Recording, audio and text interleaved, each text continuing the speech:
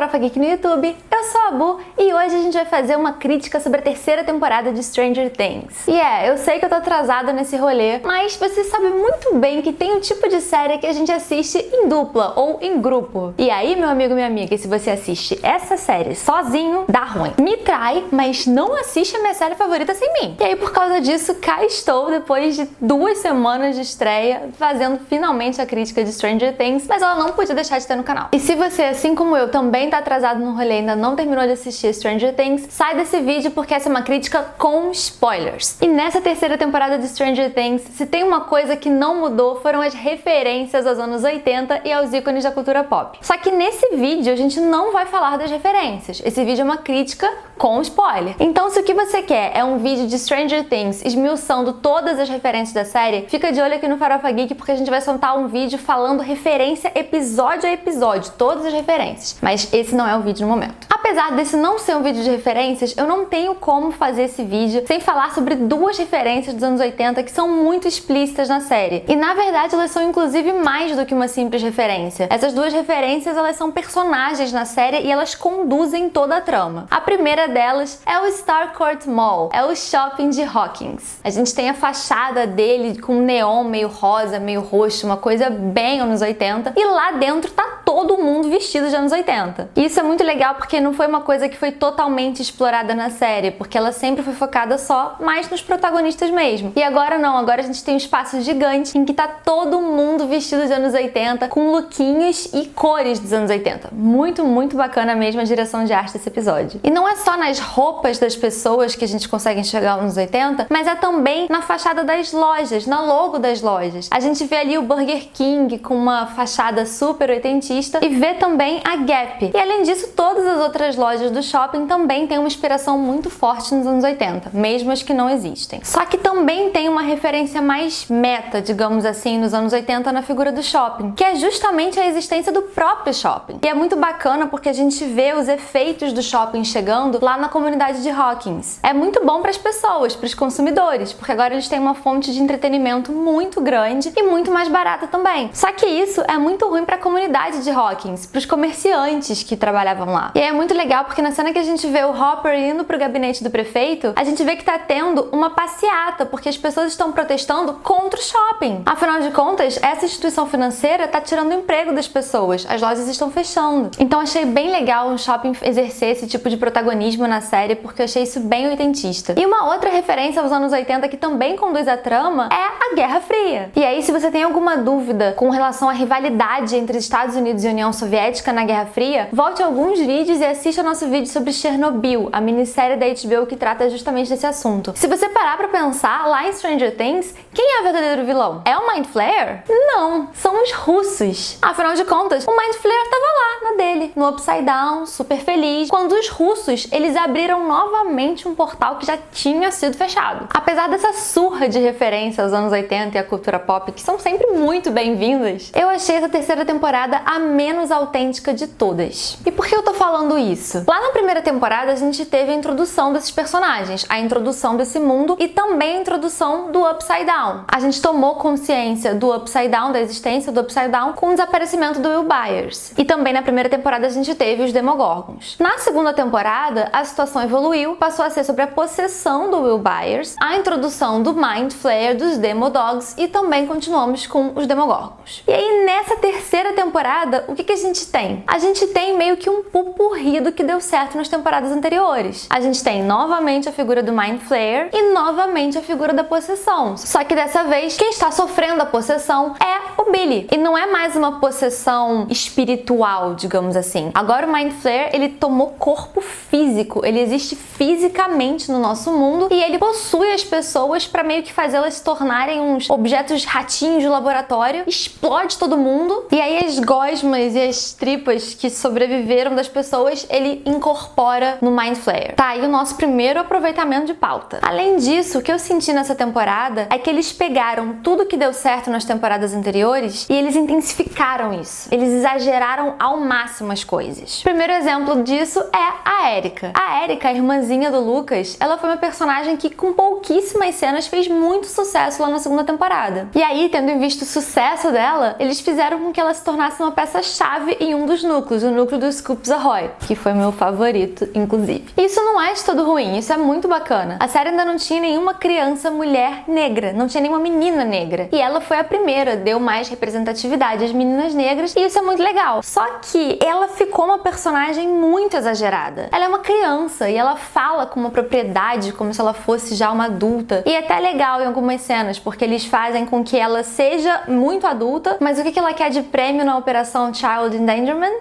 criança em perigo, ela quer sorvete até o fim da vida dela. Então é bem legal isso, só que ela se tornou uma personagem tão caricata, tão exagerada, que eu comecei a achar ela um pouco chata, um pouco over, digamos assim. Deixa seu like pro Mind Flayer não te pegar. E se na temporada anterior a interação entre o Steve, que é um dos meus personagens favoritos, e o Dustin, se ela foi tão bem recebida pelo público, se a galera gostou tanto disso, porque humanizou muito mais o Steve, fez a gente ter mais empatia por ele, nessa temporada então a gente vai colocar o Steve como um bobão que só teme o criança. A ponto da menina que ele acabou de conhecer, a Robin, quer dizer, acabou de conhecer, né? Eles eram colegas de classe, como a Robin expõe pra gente depois. Mas a ponto da Robin virar pra ele e falar: você só teme o criança? Então assim, eles acabaram exagerando muito essa relação entre o Steve e o Dustin. E um exemplo disso também é o Hopper, interpretado pelo David Harbour. Se lá nas temporadas anteriores ele era completamente rabugento, super ranzinza, lógico que ele teve os motivos dele pra se tornar essa pessoa, mas isso era uma característica dele, nessa temporada ele tá tão exageradamente ranzinza que ele se tornou uma mistura do Grumpy Cat com a fera de A Bela e a Fera. E isso ficou não somente chato lá no início, como eu tava quase achando abusivo o relacionamento dele com a Joyce. Lá no dia seguinte, depois que a Joyce dá um bolo no Hopper e ela aparece lá na casa dele, ele trata ela de uma forma abusiva, ele é até meio agressivo. Eu fiquei assim, gente, olha só,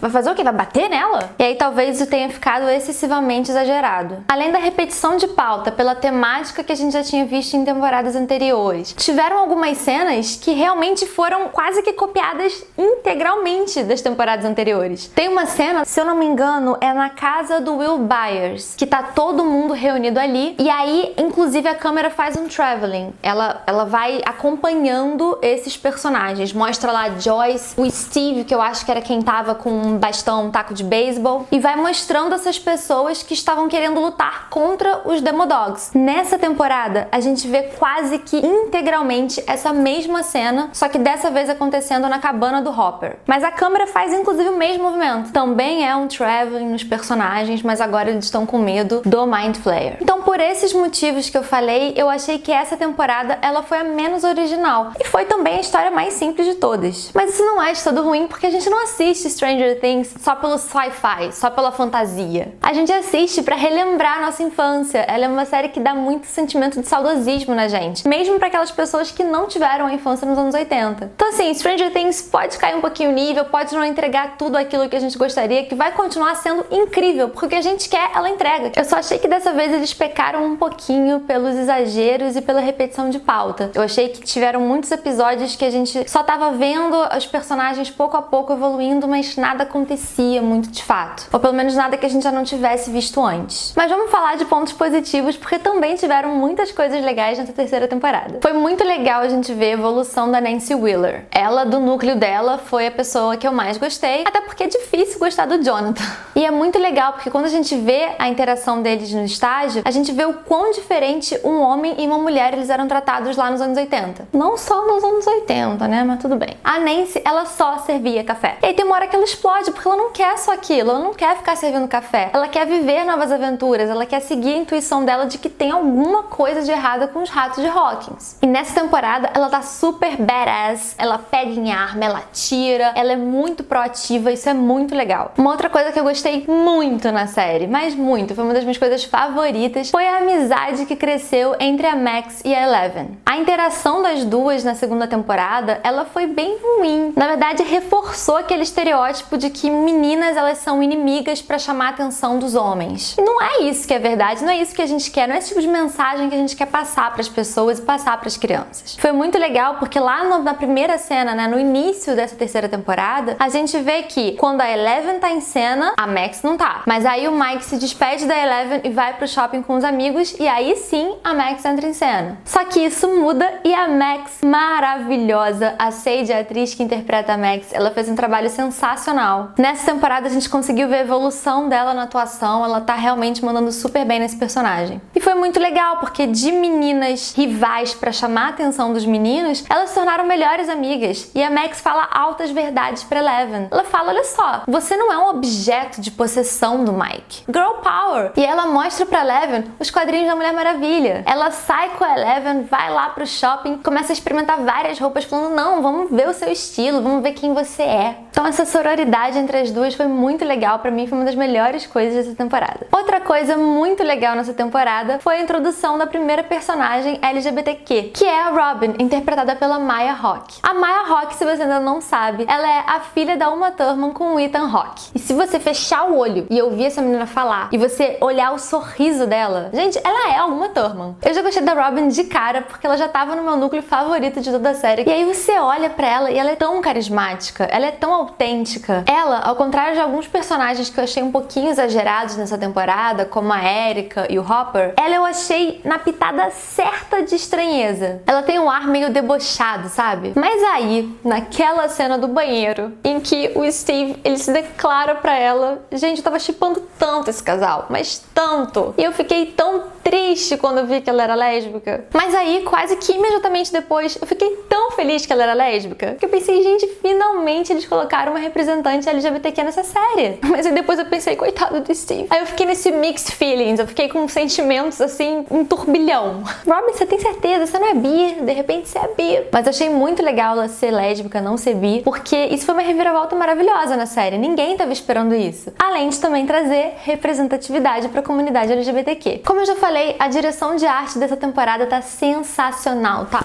Incrível. Eles conseguiram reconstruir muito essa vibe dos anos 80, nas roupas, no estilo do Starcourt Mall, que fez toda a diferença na série, né, que é um dos personagens da série. Então a pesquisa dos showrunners, dos irmãos Duffer, estão de parabéns, e a fotografia eu também achei muito boa. As minhas cenas favoritas, inclusive, elas são dentro da mente da Eleven, que ela coloca a venda nos olhos, né, e passa a ver o que a pessoa tá enxergando na mente dela. Esse cenário é lindo, já era muito bonito das temporadas anteriores, mas eu acho que eles evoluíram agora, eles tornaram a coisa mais gutural, mais crua. Naquele episódio em que a gente vê em câmera lenta a Eleven caindo pra trás, fazendo assim, eu não vou saber reproduzir, mas você entendeu de que parte eu tô falando. A Eleven foi, inclusive, um dos grandes destaques pra mim nessa temporada. No caso, a Millie Bobby Brown. Eu tinha, geralmente, um problema com a Millie Bobby Brown na primeira e na segunda temporada, mas eu não achava que ela era tudo isso. Mas nessa temporada, eu acho que a Eleven tá excepcional. Ela emociona na dose certa, ela tá muito real. E ela se posiciona só com o olhar. O choro dela é muito real, emociona muito. Ela não tá com um certo exagero que eu sentia nela nas temporadas anteriores. O outro foi o Steve, como eu falei, o Scoops Ahoy foi o meu núcleo favorito na série. Eu acho que esse foi um personagem que ele evoluiu muito bem, ele foi realmente sensacional. Na primeira temporada ele era um babaca, só que ele percebe isso, ele tem um momento de autoconhecimento ali, autorreflexão, ele fala, pera, mas eu sou um babaca. Mas ele muda e ele continua com os trejeitos dele de babacão. Então isso é muito engraçado. Esse personagem, ele tem uma autoestima, ele é meio arrogante, mas é tudo na medida certa. Eu acho Steve realmente um dos grandes destaques também. Mas pra mim, acho que o maior destaque dessa temporada é o Murray, aquele repórter teoria da conspiração Multilock que a gente conheceu nas temporadas anteriores e que antes eu achava ele super exagerado, mas nessa temporada ele tá muito bem aproveitado, ele tá muito engraçado. Ele é interpretado pelo ator Brett Gelman, que eu acho que mandou bem demais. Colocar ele na relação entre a Joyce e o Hopper fez a gente empatizar mais ainda com eles. Ele que trouxe a graça, ele foi a alma desse núcleo. Ele e o Alexei. A interação dele com o Alexei foi tão legal que quando o Alexei morreu, a gente sentiu muito a morte dele. Outra coisa muito legal nessa temporada foi o easter egg da Suzy. A gente finalmente conheceu a namorada do Dustin, que existia ou não existia? Ficamos nessa dúvida, né? E aí quando a gente conhece ela, é muito bacana. Eu gostei muito dessa cena. Tiveram pessoas que acharam a cena arrastada demais ou acharam o momento musical desnecessário, mas acho que foi uma coisa muito legal porque quebrou completamente aquele momento. Foi completamente inesperado. E eu gosto muito de ser surpreendida desenvolvida, então foi uma coisa que eu achei muito positiva. Antes de fechar, eu vou só falar umas coisinhas que eu acho que ficaram meio desconexas. Eu acho que tiveram alguns personagens que eram muito importantes nas temporadas anteriores e ficaram muito apagados nessa. E isso aconteceu principalmente no núcleo que antes era o núcleo principal da série, que eram os meninos. O Will, o Mike, o Lucas e o Dustin. Se pro Dustin eu acho que foi maravilhoso